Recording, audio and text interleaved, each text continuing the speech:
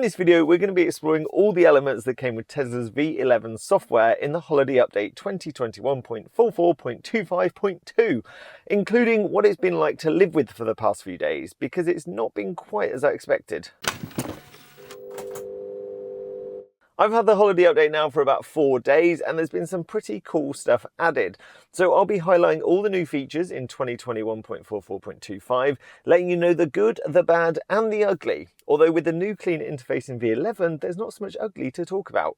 Whether you're a current Tesla owner wondering whether it's just you thinking certain things about this update, a future Tesla owner wanting to see how the software runs, or just interested in Tesla and want to see what the user interface is like, there should be something in this video for you. So let's dig in and see what some of the new features are. For those that don't know, pretty much all Teslas will run in version 10 of the software.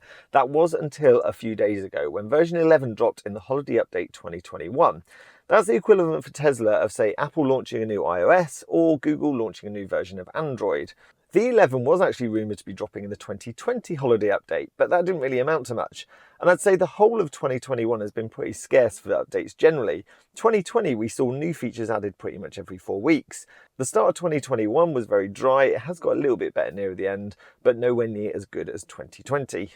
I get the impression all hands are on deck to get full self-driving out there, and new features and software have been pushed back in priority, which I completely understand because there's way more riding on the full self-driving technology. With V11, they've done a pretty good job of keeping it familiar whilst giving it a modern, updated feel. The driver display has been simplified with crisper fonts for speed. The indications when you can engage traffic-aware cruise control is now the max speed indication on the left-hand corner. Then whether you can engage autopilot is now the tiny little steering wheel next to the gear selection indicator. The old display had more information at the very top, but this has been cleared away and is now located down the side. But to be honest, you may not even have noticed it's moved. It's still easy to see, but you just generally get less distractions. Context relevant icons come up, so during the day you won't see the light icons until they automatically turn on at dusk. I get the impression the designer's brief was to simplify the display, as fewer icons now appear at the bottom, and you can even turn off detail on the map screen to see the roads. I'll come on to that customization button in a bit. The main menu is still accessed as it was before by pressing the little car button, and then that brings up a lot of different titles and controls. Now they've reordered some of these and grouped them differently, because I'm not a fan of all the ones that they have actually moved across. So apart from the new user interface, what else has been added? Well, Elon, doing what he does best, has added this awesome gimmick just to show off your car. It's called Light Show, and you can find it under Toy Box. And effectively, what it does, it will make your Tesla flash its lights and open its boot or close its wing mirrors in time to music. But the best part of it overall is the fact that you can actually make your own custom light shows to whichever music track you wanted. The instructions are on the Tesla website, but I'll put a link in the description below so you can kind of click onto that and start to create your own Tesla light shows. I can imagine the internet is going to go wild with it. Here's a snippet though of the default one that comes with your Tesla when you get it.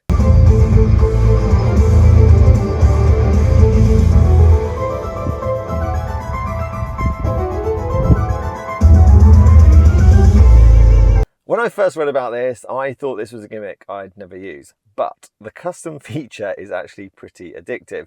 I've got a track that I'm working on at the minute with the lights, and I keep experimenting to try and get the timing right. It is quite a challenge, but it lets you be super creative, and yeah, it's really good. So if you haven't tried out the custom bit yet, I'd encourage you to have a go at that. If you want to see my light show, I'm hopefully get it finished in the next day or so. So subscribe to the channel or just come visit Tesla Talk again in a couple of days, and hopefully that will be the latest video that's been posted up. But it's more fun than it sounds. Trust me.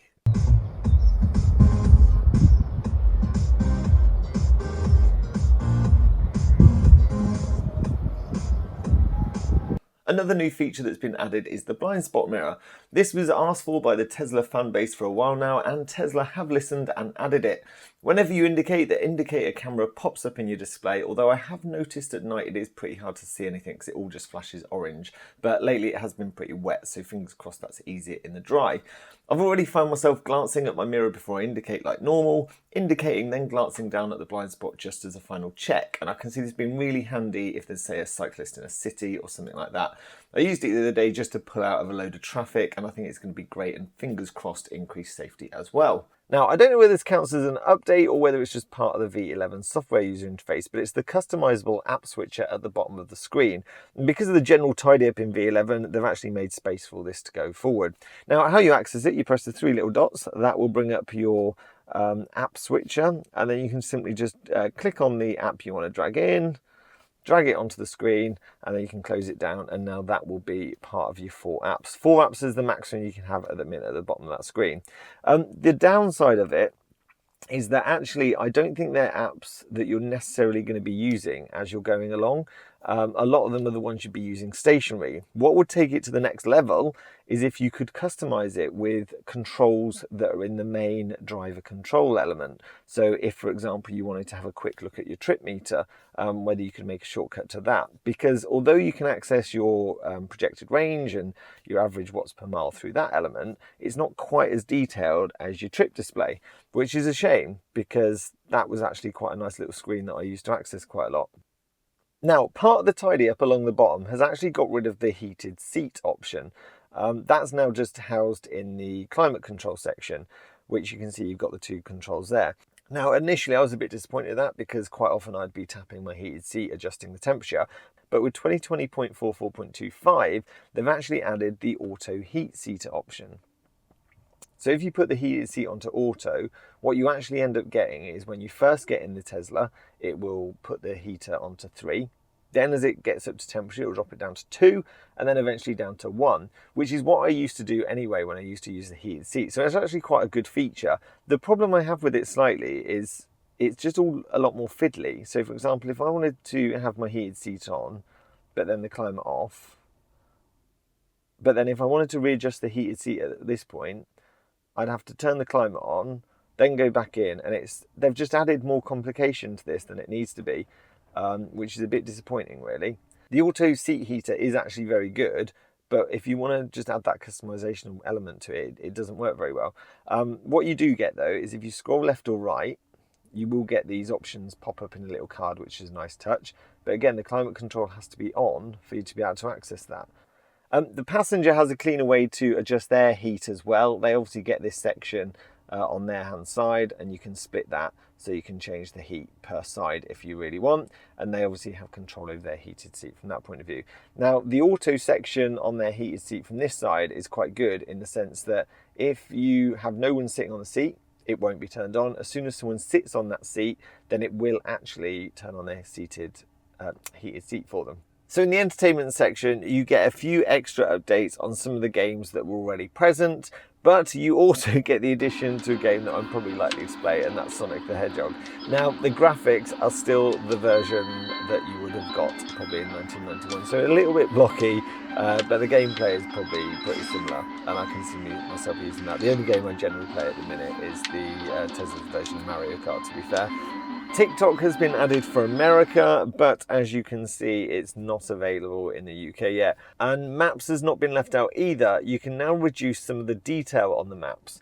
So if you don't like the fact that Google Maps tells you where all the shops are or petrol stations, obviously that doesn't really apply to us anymore, then you can actually turn that detail off to make your map a little bit cleaner and less distracting, which is nice. You can also reorder the waypoints, which is a new feature that was added earlier this year. You can add waypoints to your destination. Now you can quickly reorder those on your map as well, which makes life simpler.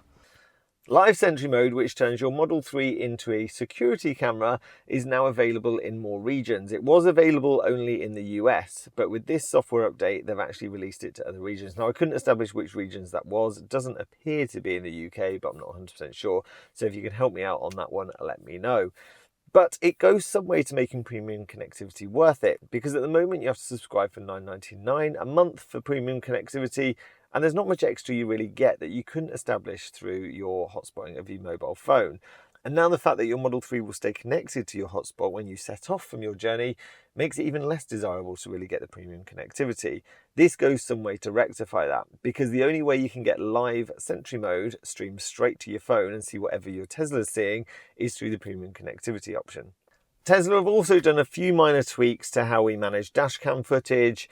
You can now delete everything really easily, and also you can now put it into dark mode and stuff like that. So nothing major there, but yeah, they're the general tweaks that have been covered off.